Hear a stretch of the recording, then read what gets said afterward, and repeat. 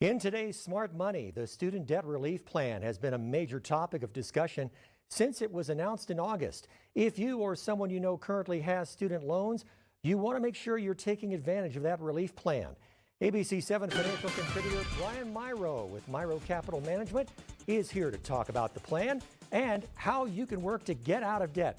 Brian, thank you for coming on as always. Tell us about the Student Loan Relief Program.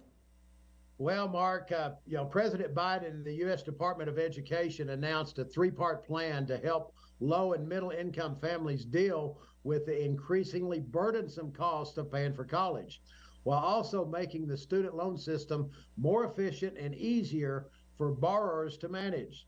Now, the most dramatic part of the plan includes the cancellation of up to $20,000 in student loan debt, which would benefit an estimated 43 million borrowers and completely cancel the debt for another 20 million. So, Brian, who is eligible for this relief and how do our viewers apply?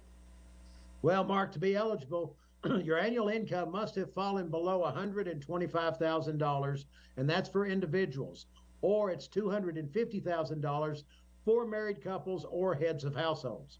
Now, those who receive a Pell Grant in college and meet the income threshold are eligible for up to $20,000 in debt cancellation.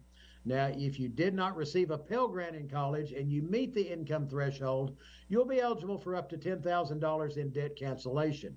Now, your eligibility is capped at the amount of your outstanding debt, so you will not receive any money in excess of your total debt.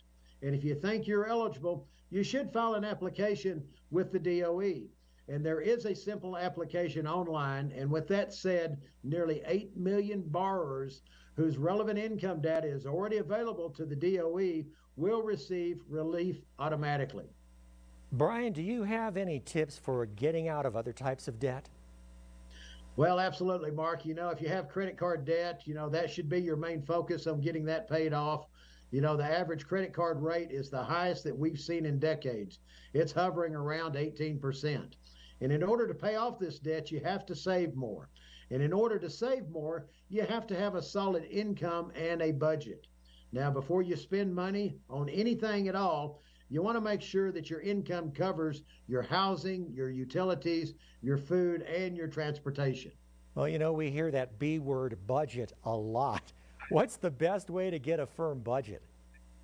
Well, Mark, it's important to sit down and include your spouse if you have one, and just go through your top to bottom expenses. You want to include everything, especially those Netflix and other streaming subscriptions that you have. I recommend pulling out your bank and your credit card statements or receipts if you keep those, and using those to really try to get exact numbers. And once you have that firm budget, then you can adjust and work off of that and figure out how to pay off some of this debt. Now, we actually use a tool with all of our clients called a retirement analyzer, and this has a budget section on it that's absolutely incredible.